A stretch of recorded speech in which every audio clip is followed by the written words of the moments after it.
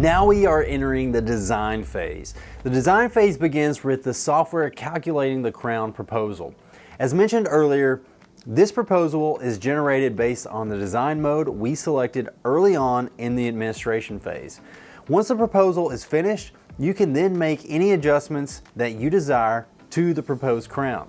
Before we make any adjustments, let's take some time to get to know the menus that we have available in the design phase. On the right side of the screen, you will see 4 options that correspond to the various menus we have available. The options are Tools, View Options, Analyzing Tools, and Display Objects. You can move these menus anywhere around the screen and place them where it's most convenient for you. Currently, the way my screen is set up, the View Options is in the upper right of the screen, Tools is towards the center right of the screen, Display Objects is in the upper left, and Analyzing Tools is in the lower left of the screen. Let's look at each menu. View Options is a very fast method of rotating models in order to look at different views. By left-clicking on any view, the program will snap to that direction, and you can have different views based on the global or entire model perspective or the local or crown perspective. I have to admit that I do not use this feature as much as I could.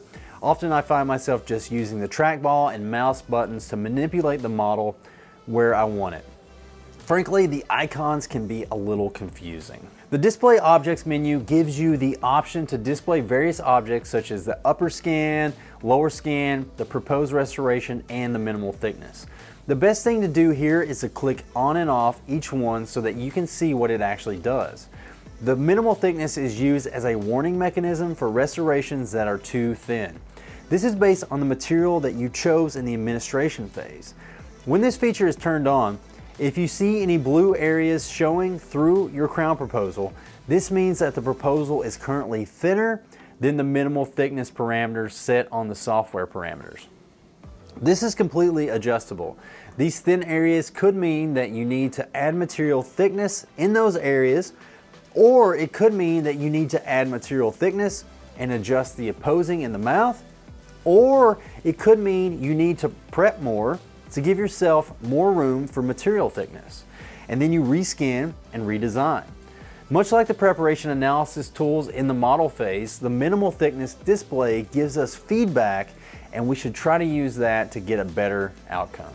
You can also notice that the jaw displays and restoration display in the Display Objects menu have a slider associated with them.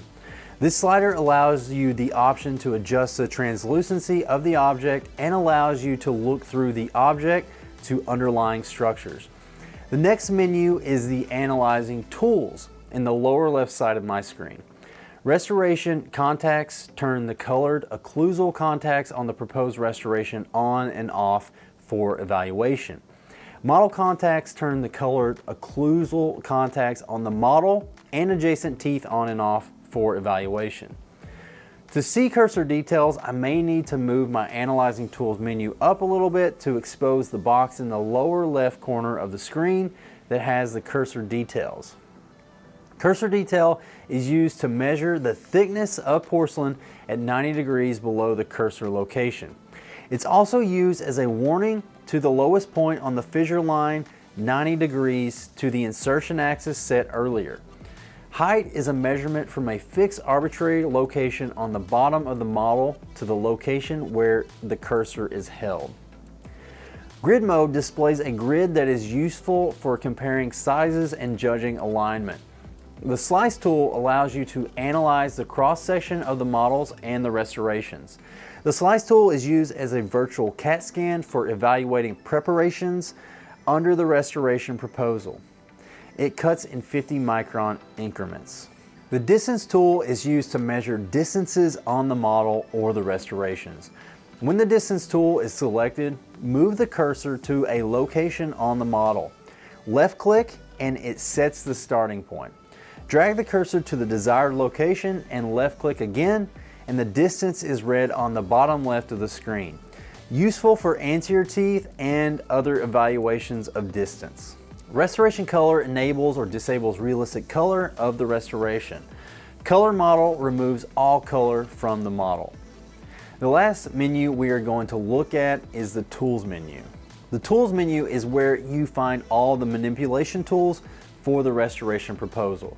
The form, move, and shape tools all have multiple sub-tools. The form tool acts like a waxing instrument, allowing you to add or remove material or to smooth the surface of the restoration.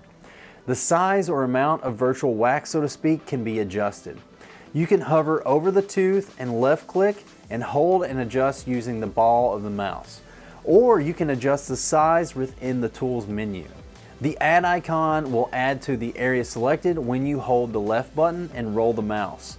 The smooth icon acts like a Hanau torch, blending the area together, again by holding the left button and rolling the ball.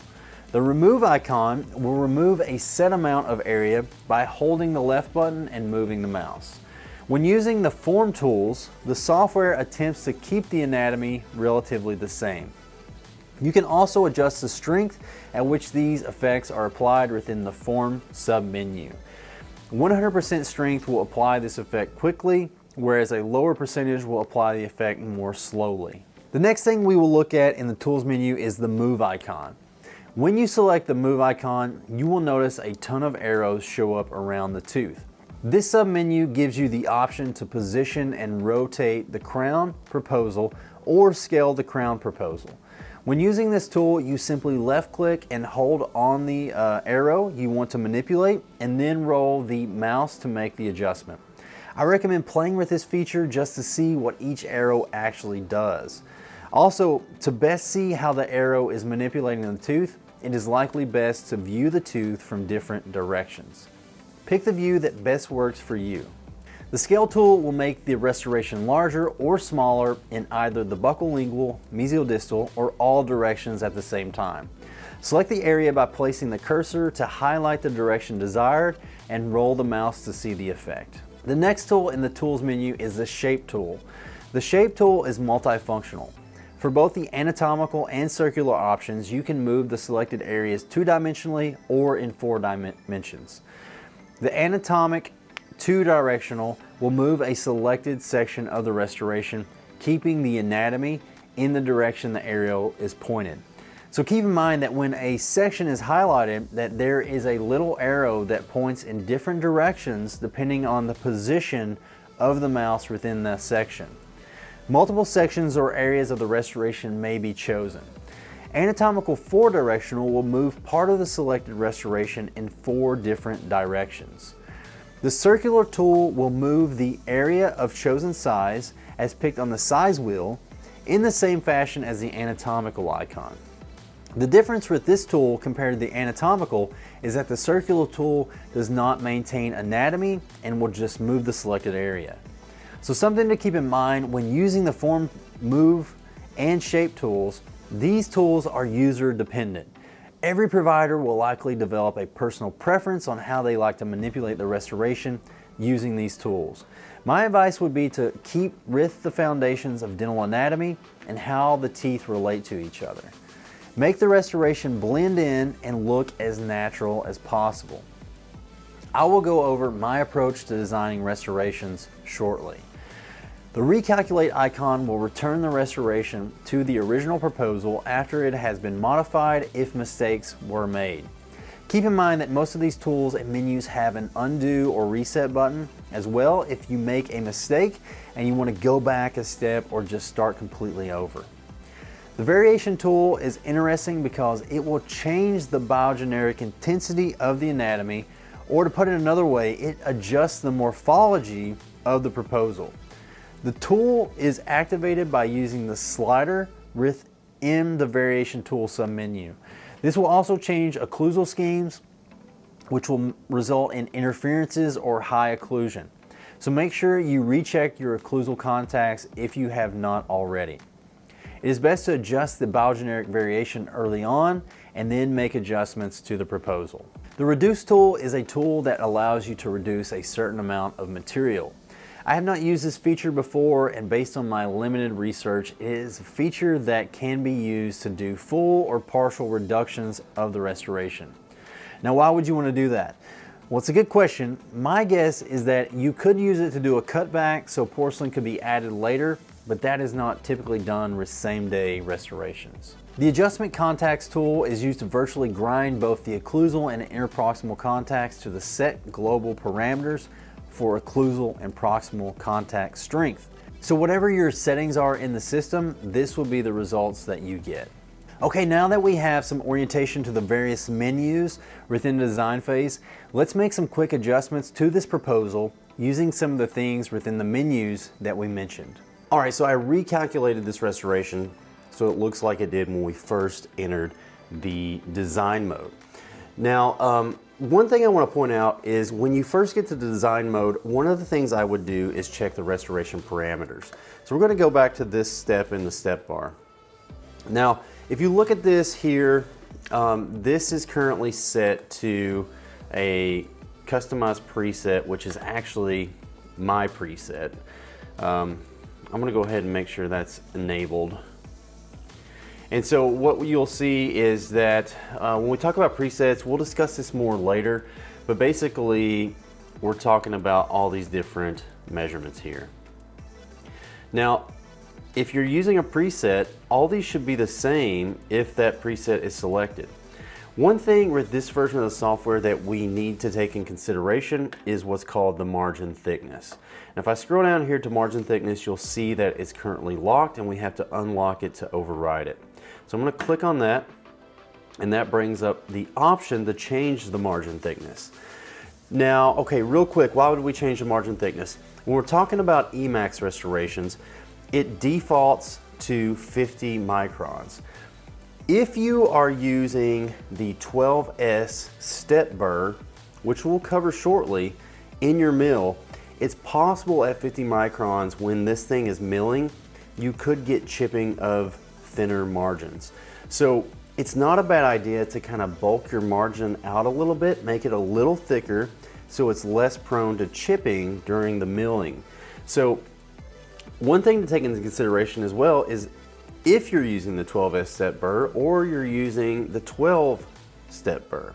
I'm currently running the 12 step burr in our milling machine because it tends to cause less chipping. So for the 12 step burr, I like to set the margin thickness to 100. If I was using the 12S, I'd probably go up to 120.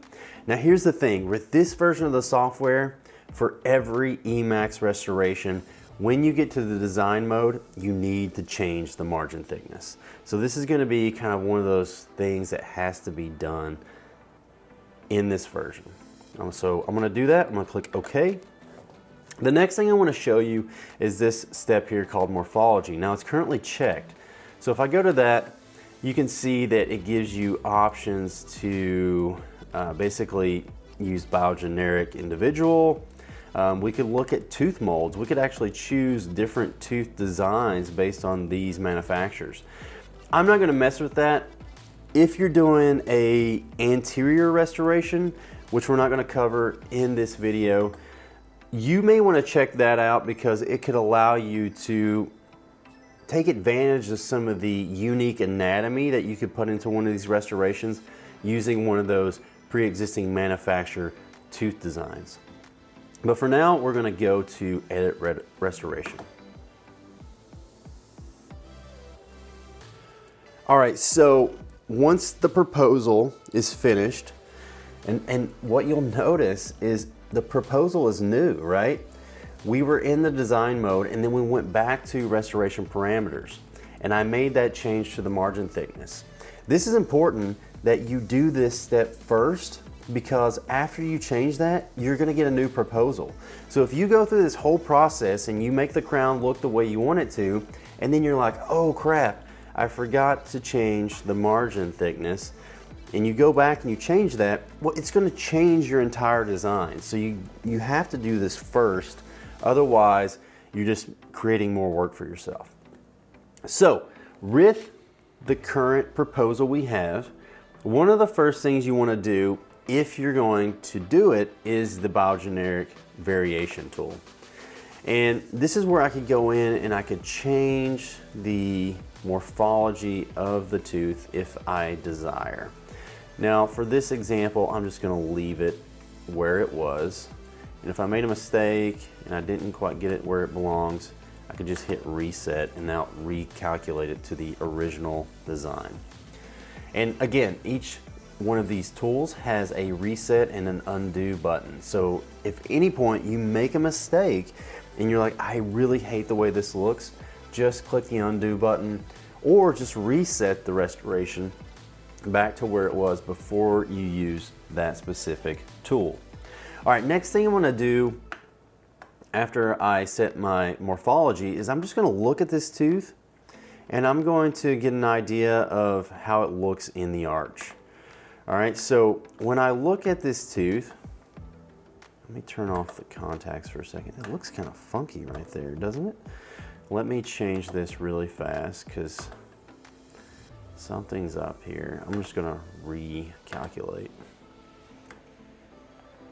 So there's an example of how something didn't look quite right, so I'm just gonna kind of tell it to start over. All right, perfect. So how does this look in the arch? Okay, so one of the things I like to do is kind of rotate the model where I can look down the buccal corridor, down the lingual corridor, and kind of get an idea of this restoration. And this may be kind of bulging out just a little bit on the lingual. So what I could do is I could go to the move tool and I could create a little bit of a movement here to bring this lingual in, or at least bring it a little bit more towards the buccal. So that's an option. I could also go to the anatomical 2-directional, and you see how it highlights the entire right surface or the lingual surface of the restoration. I can grab that and I can bring that in as well if I like. So that's how you could adjust the buccal and the lingual sides of the restoration to kind of make it fit the arch a little bit. Another thing about fitting the arch is just looking at the marginal ridge height and making sure it looks pretty even with the adjacent teeth. If it was a substantial step up or step down, I would want to adjust that. Typically I would use the circular tool and I would come in here and I would kind of create a little bit of a larger size, and then I would grab this and bring it up or down. All right, let me zoom in so you can see that effect. Okay, and that's essentially what I would do with that. Anatomical doesn't work great there because it wants to adjust a larger area of the restoration, so it doesn't really help too much. Another thing you could do to check your marginal ridges is we can come over here to the Analyzing Tools menu and select Distance. And what I could do is I could put a little arrow there and I could drag it over to the other marginal ridge and put an arrow there. And what it does is it creates a straight line from this marginal ridge to this marginal ridge. So that would allow me to check to see if my marginal ridges are on that line. And what you'll notice is this marginal ridge is a little bit above the line. This one's pretty even with the line. So what I could do is I could take the circular tool, again, change the size, and I could drop this down to where it's a little bit more even. You see that? So that's a way that you could also check your marginal ridge heights. All right, so I'm gonna turn off the distance tool. The next thing I like to do is I like to go ahead and adjust my contacts. Now currently, when I look at this restoration, I'm gonna minimize this a little bit so I can get to minimal thickness. What you'll notice is we have some minimal thickness areas showing through here. So if I turn this on and off, you'll see those areas show up. This means that the restoration's too thin there. And if I hover over that area and I actually look at that area, it looks like, no, it's not telling me the thickness right there on my cursor details. Make sure that that's turned on, that is on. All right, so it's just not giving me any information right now on that area. But we know it's thin based on the Emax restoration that we're using. So, you know, those are areas we may need to kind of bulk up a little bit. Where do I want my contacts? Well, we're working on a lower tooth, so, you know, maybe some contacts on the buccal cusp because that's our functional cusp. our lingual cusp is our non-functional cusp, so we probably don't want any contacts there, but we may want some contacts in the center of the restoration, right? So currently, you can see that we have some contacts here on this center to slope of this lingual cusp. We got a little bit of a contact here. We got a little bit of a contact there. So not a lot. So one of the things I may want to do, I'm going to rotate this around a little. I'm going to grab the shape tool. I'm going to hit anatomical, and I'm just going to bring this up just a little bit, just to dial in a little bit more occlusion in some areas. So I'm getting some occlusion here, a little bit here, here, and here. Now what I'm going to do is I'm going to go down to my Adjust Contacts tool. Remember earlier when we talked about this, when I click this is going to adjust the contacts on my restoration back to the parameters that are set in my restoration parameters. So for occlusal contact, currently I have that set to -50 microns. And so when I click this, it's going to change the color of this area to -50. And that's evidenced by this kind of like bluish color here. And you'll see that we have some contacts now in these areas, all right? Now let's turn off the lower jaw so we can see the proximal contacts. And I'm gonna do the same thing there, all right? So I'm gonna hit distal. It's gonna change that, it's making it a little bit broader, but it's keeping it set to my parameter. And the same thing on the mesial. And that one didn't really do too much, but it's set to my parameter, so that's good. All right, so now that I've adjusted those contacts to the actual parameters that I'm using, the next thing I'm gonna do is I'm gonna adjust the size of these contacts. And for that, I like to use this form tool, and specifically I like to use the remove option. And I like to take the strength down to about 10%. Now as far as the size of this tool, I'm gonna bring it down a little bit so it's a little bit smaller. And I'm gonna come in here, let me turn off the minimal thickness so it's not messing with me too much.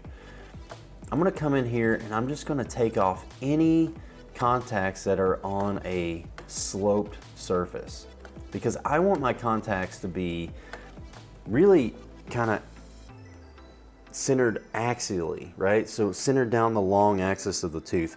Posterior teeth do not like lateral contacts, so I like to remove those kind of contacts from the restoration. And truthfully, this one is on a slope, right? I'd ideally like to get it up here a little bit more. So how could I do that? Well, let's do this. I'm gonna grab the circular tool. I'm gonna keep it a little bit broad to cover that cusp. And I'm gonna bring this cusp up a little bit, just like so. All right.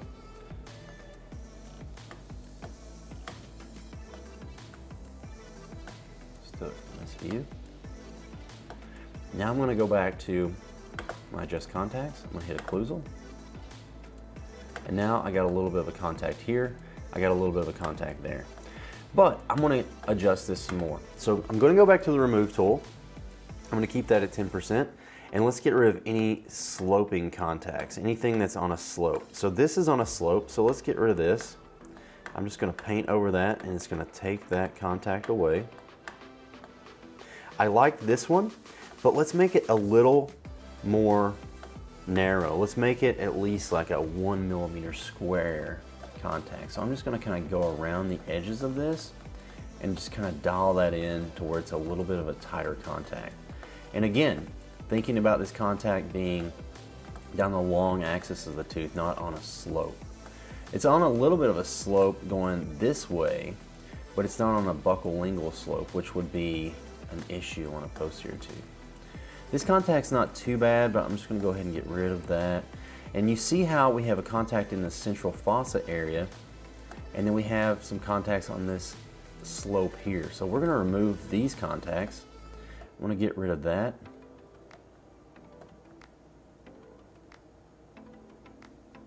Because again, no contacts on slopes.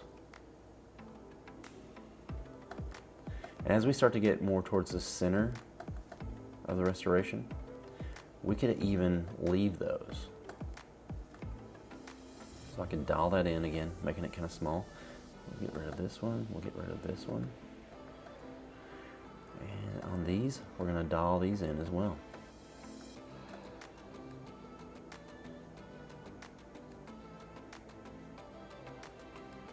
That's the nice thing about this remove tool, is it's very conservative with removal.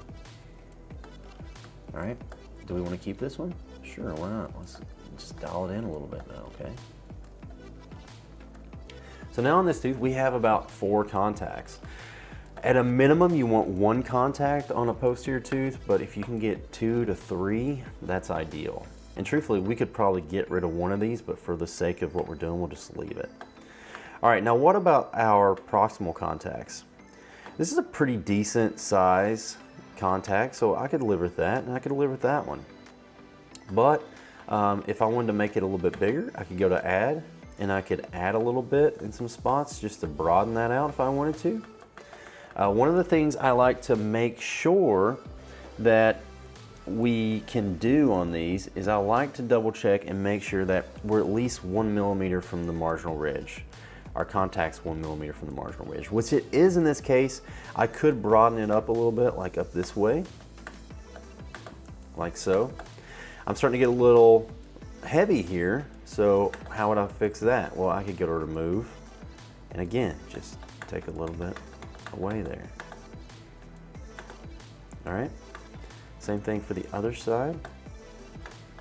Let's maybe add a little bit over here, so broaden it up a little. That's looking pretty good. Just a little heavy there, so take that away. All right, so that looks good. Occlusal contacts look good. Proximal contacts look good. We can check the embrasures now, so I'm gonna turn the model back on. And I'm just gonna look for any areas that are rough or just ill-defined. What you'll notice on this embrasure is it kind of dips out a little bit right here. So what I could do, and you can see that on the restoration, it kind of dips out there. I could take my smooth tool. I'm gonna take that up to, let's go about 50% strength. And let's come in here and let's smooth this area. I'm gonna make it a little broader. And I tell you what helps too in this situation is if you turn off your contacts. So let's turn off the restoration contacts so I can actually see the crown. And you can see the contact area here, and you can kind of see that projection we're looking at. So what I'm gonna do is I'm gonna come in here and I'm just gonna smooth that out a little. And I'm gonna smooth above that. And we're just gonna try to make that blend. That looks pretty good. We could do that a little bit more if we want. All right, and the other side, that doesn't look too bad. I'm pretty happy with that. So that's how we would shape our embrasures.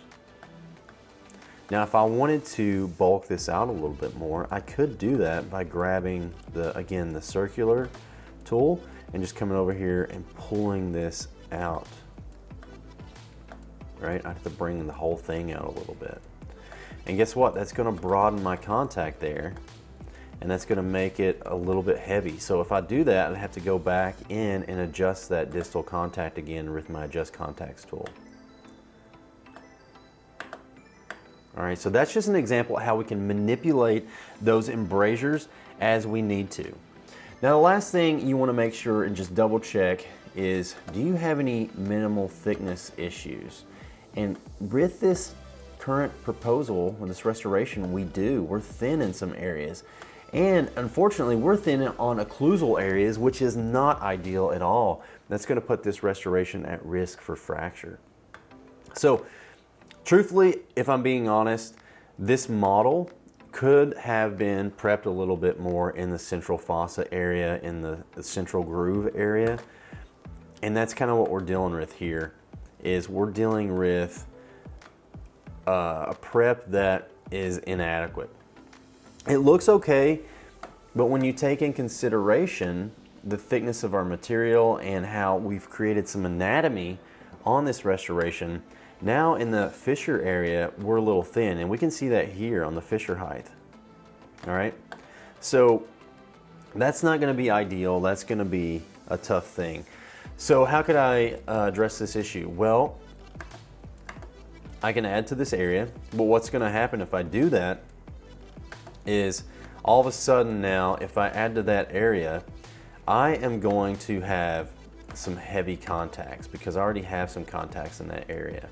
So this is going to make this very high. We're going to have to adjust it in the mouth, and then I'm just going to thin it back out. So that's kind of defeating the purpose.